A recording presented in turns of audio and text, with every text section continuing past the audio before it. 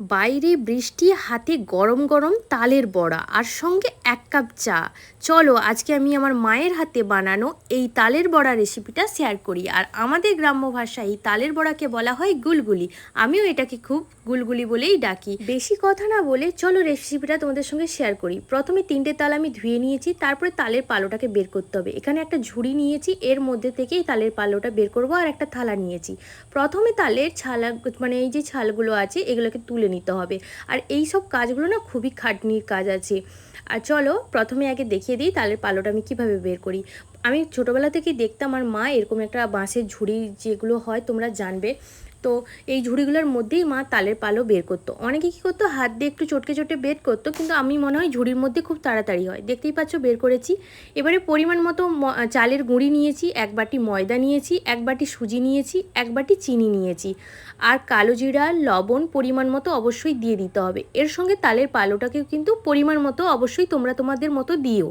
এরপরে সব কিছুকে একসঙ্গে জল না দিয়েই কিন্তু তোমাদেরকে মাখাতে হবে। ভালো করে যত মাখাবে তাহলে এই পিঠেগুলো কিন্তু খুব সফট হবে। তারপরে 10 মিনিট ঢাকা দিয়ে রেখে দেবো। 10 মিনিট পরে গ্যাসের ওভেনে একটি কড়াই চাপিয়ে দিয়ে পরিমাণ মতো তেল দিয়েছি, একটু ডুবো তেল হবে। তারপরে তালের বড়াগুলো ছোট্ট ছোট্ট এইভাবে কেটে কেটে তোমরা দিতে পারো। আর আমার মা না খুব ফাস্ট হাতের মধ্যে কিভাবে এক মুঠো হাতের মধ্যে নিয়ে কেটে কেটে দেয় জানি না, আমি তো ঠিক পারি না, মা খুব এটা ফাস্ট দেয়।